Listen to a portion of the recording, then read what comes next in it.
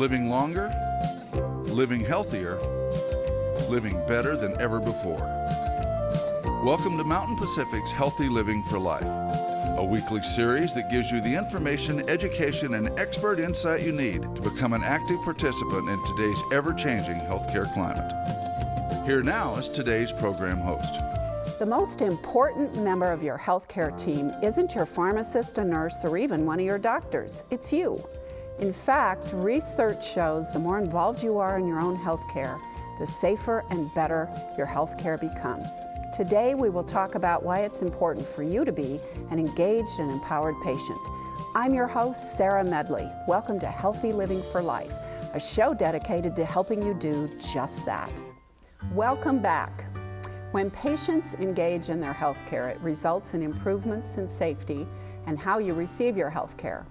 I'm here this morning with Dr. Doug Kunzweiler, an emergency room doctor and Mountain Pacific Quality Health Chief Medical Officer. Good morning, Doctor. Hello, Thanks sir. for being here. Pleasure. So, we are talking today about patient engagement, and it's become something of a buzzword. You hear it a lot. What is patient engagement? Well, it means the physician and the patient working together as a team. When I came up in medicine quite a while ago, the patient pretty much was told what to do, and that was that. They weren't given much information, they weren't given much opportunity to ask questions, and not too surprisingly, they didn't always follow through with what the plan was because they didn't understand it. So engagement, to me, means it's a two-sided coin. The physician needs to be engaged with the patient in the sense that they need to not only ask about their symptoms, but ask about how they feel about their health care and what their goals are, what their sense of well-being is and what that means to them, and what they're willing to do to achieve that. From the patient's standpoint, it means being an active participant, not just simply listening to what the doctor says, but asking them questions, making sure that you understand what they're talking about, making sure that you understand what the physician is trying to accomplish and that it fits with your goals. And that means asking questions, taking notes, being involved. That's great. That really helps a lot. Healthcare is so complicated. We all know that. Yes. And it's intimidating for patients to communicate with their physician, and I'm sure you know that as well. We're afraid that you're going to think our questions are stupid, or we're not very smart, or we're challenging you as a clinician and a physician, and that's the last thing we want to do. So what advice would you give us as patients to help us better communicate with you as a physician? Well, I think you should think of it in terms of it's my health, and it's, my life. And so you have a right to know what's going on. And the truth of it is that physicians want you to be successful. They want their plan to work. And in order for that to work, we've realized that the patients have to understand what we're talking about. They have to buy into what the plan is, and they have to help us by giving us the feedback that we need to tailor the plan to them. So it's your right to ask questions. It's important that you ask questions. And you shouldn't feel like the physician is going to think that you're stupid. The physician wants you to succeed, and he wants to make sure that you understand what's going on and that you can help him be successful. Yeah, absolutely. So when I go to the doctor, I get a lot of information, and that information can be overloading to me and cause me to wonder, what the heck am I going to do with all this information? Help me understand how you make sense of all of that information. Well, I think one important thing is, I talked about asking questions, but then also repeat back to the doctor or to the provider what your understanding of what they've said is. And that helps them realize whether or not you understand what's going on and whether or not they need to change their communication. So I think that's important. I think you should always feel free to take notes or to bring someone along with you who might be able to help catch details that you miss. It's important, I think, to ask the provider if there are other sources that you can read later to try and understand what's going on. But I think asking questions, feeling free to take notes, and to rephrase what your understanding of it is very helpful. Well, and asking questions about the drugs that we take, I'm sure that's important too. From my reading, a lot of us are on one drug, and many, many of us are on more than 5 drugs. And so how can we make sense of the drugs that we're taking, and what do we do? What kinds of questions should we be asking you as our physician or our pharmacist about those drugs? Yeah, I see people all the time that tell me they're taking the little blue pill and the little white pill, but they have no idea what they're for. And so if you're going to be an engaged patient, you have to keep track of the names of the medications you're taking and what they're for. You don't necessarily need to know how they work, but you should keep a list of your medicines, and you should keep a note of what you're taking them for.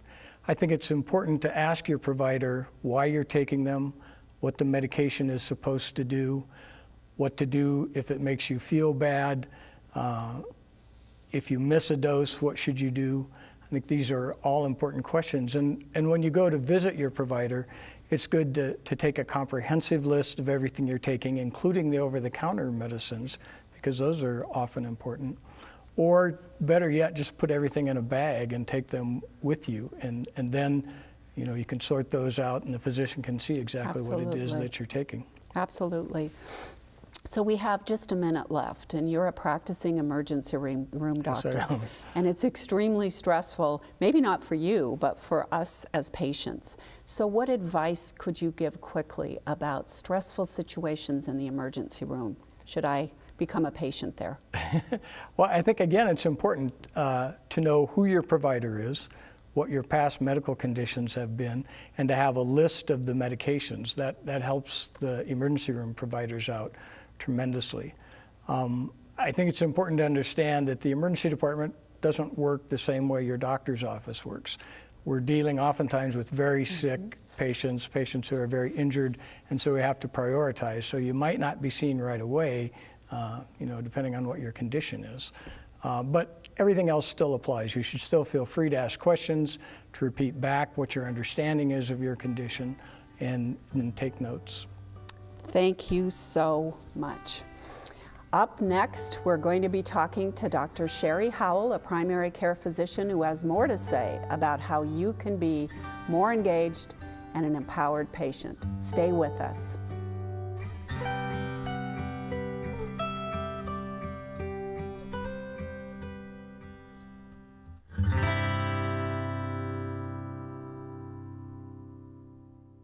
How well you can talk with your doctor is an important part of making sure you get good health care. But talking with your doctor isn't always easy. Dr. Sherry Howell, a family practice physician, joins us now. Thank you for being with us, Dr. Howell. Well, thanks for having me.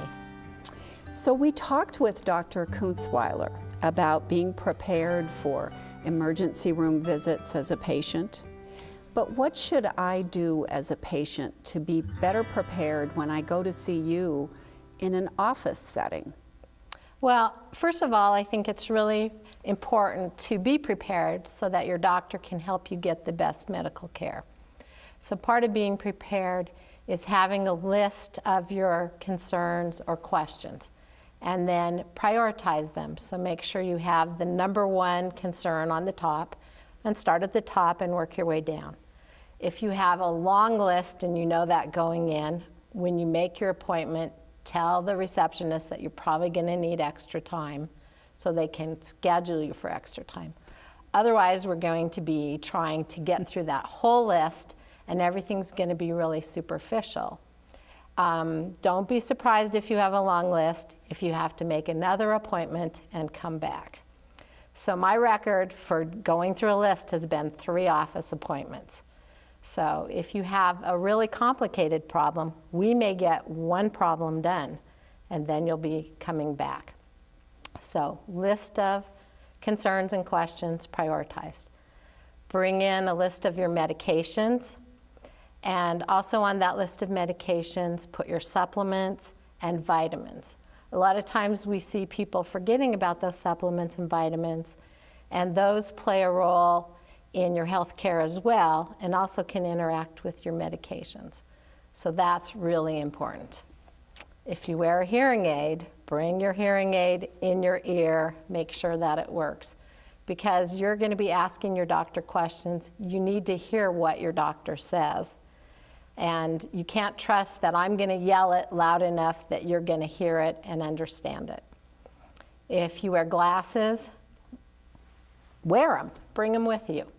A lot of the stuff that I give my patients, I give pictures and tables and even things on the computer that they need to see. So if you don't have your glasses, you're going to be missing that part of the information. If you want to bring somebody with you to make sure that you have somebody to take notes or help you remember what was said, bring them with you. Anybody that you feel comfortable with, have them in the exam room with you. The other thing is, if you're not comfortable in English, which is the only language I am comfortable speaking and hearing, bring an interpreter. So thus far, I've had patients that have spoken German, sign language, Spanish. None of those are my languages. And when I went to Guatemala, we had patients that spoke in the native language, translated to Spanish, Spanish to English, and then back. So the translators can work really well. And then again, don't forget to ask questions.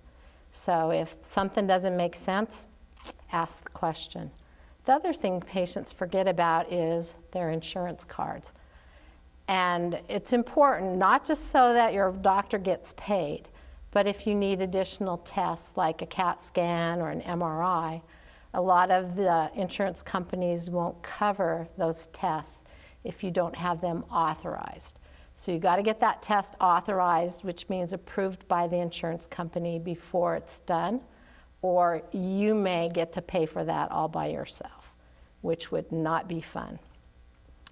The other thing that we see now is that patients who have medication coverage through a medication plan, those plans are getting more strict. So the medications aren't being covered as much. And so if you have cards for those plans, or even better, if you have a formulary book that tells us what medications are covered. So we don't waste time delaying your medications for a day or 2 or 3 or 4, trying to get the one that's good for you. So a lot of physicians are now using electronic medical records. Can you talk about some of the challenges associated with electronic medical records from a patient's perspective? Well, I think it's really interesting because I read an article in Ladies' Home Journal about how wonderful these are. But the big complaint is the doctor's not looking at you because they're looking at the computer putting the information in. So we do have scribes now. A lot of doctors use scribes, and the scribe puts the information in for the doctor. That way the doctor can spend more time with the patient. The other thing is that you can't depend on just because one doctor's using a computer and the other one's using a computer, that the computers are talking to each other. So if you're seen somewhere else, you need to make sure that your doctor gets the information from that other place. So your doctor's not a mind reader and the computers aren't talking. So get a copy of those records, bring them with you to your appointment. And don't be too intimidated by the scribes as well. I'm assuming that's part of this as well. Right. The scribes are just like a nurse or a doctor. They're trained. All of your questions and concerns are confidential. So what happens in Vegas stays in Vegas, right? Oh, thank you so much, Dr. Howell. Thanks for having me. So if you're on Medicaid, Medicare, or both, or if you have a loved one who is, you'll want to stick around. We'll be right back.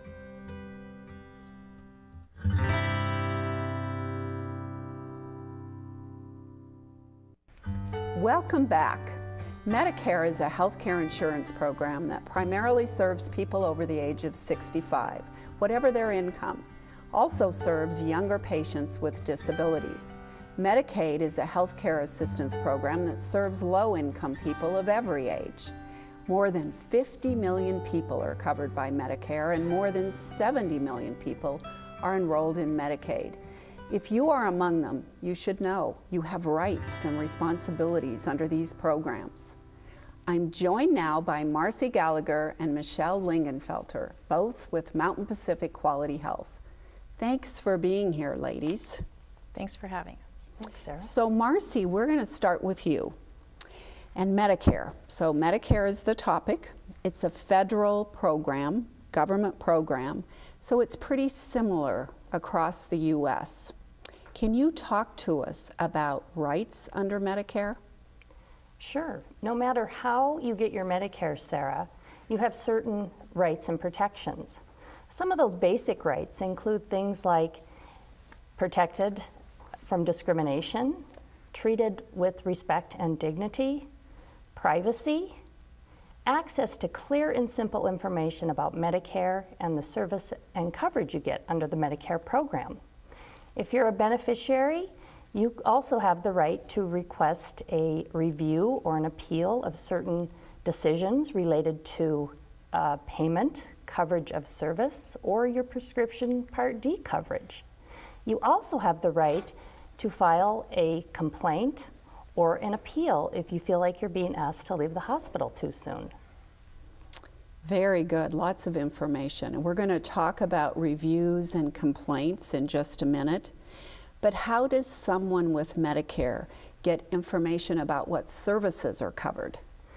A great source for coverage or Medicare information in general is the Montana State Health and Insurance Assistance Program, or SHIP.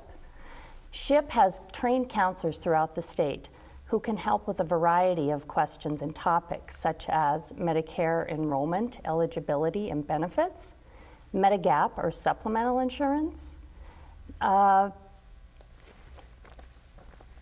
also information on long-term care insurance, and again, just a variety of health-related topics surrounding the Medicare program.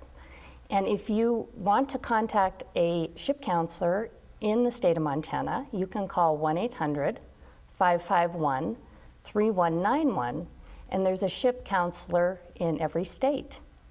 You can also visit Medicare.gov online. Medicare is administered by the Center for Medicare and Medicaid Services and provides a wealth of information.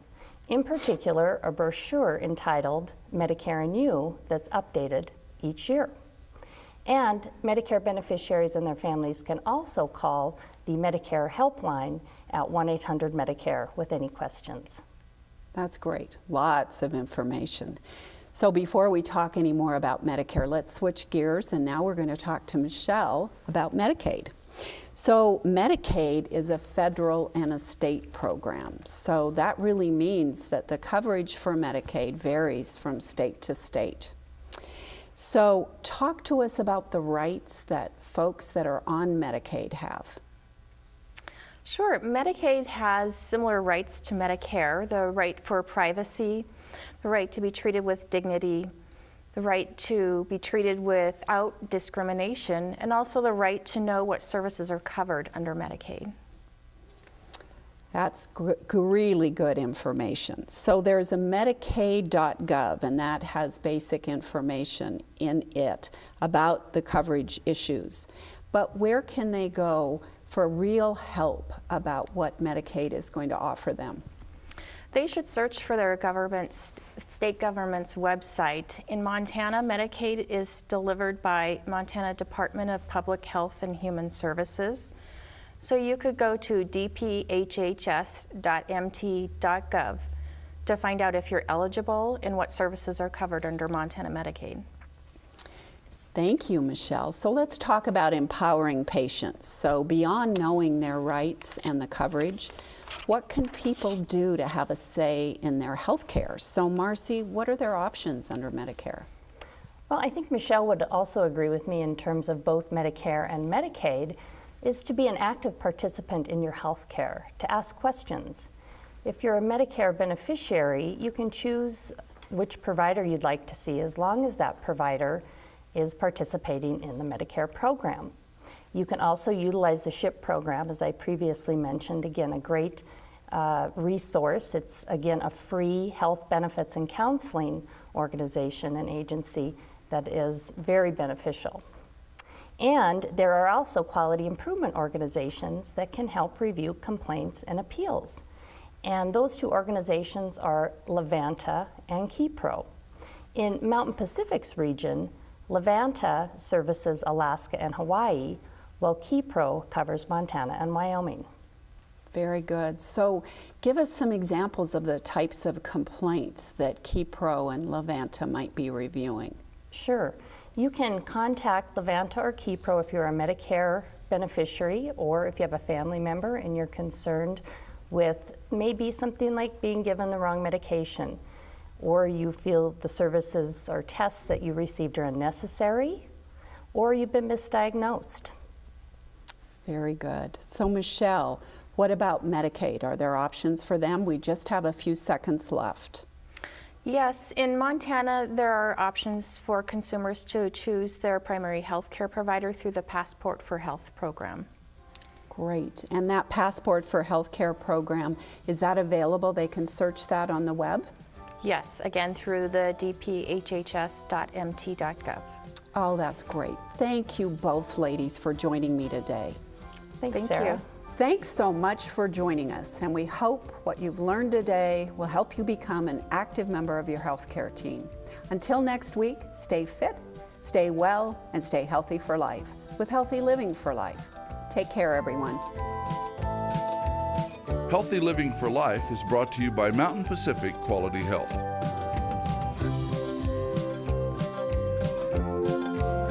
We'd love to hear from you. If you have suggestions for future programs, visit our website at mpqhf.org or call us at 406-443-4020. You can also catch us on YouTube by visiting our website and clicking on the YouTube icon. Special thanks to Fire Tower Coffee House and Roasters. Production facilities provided by Video Express Productions.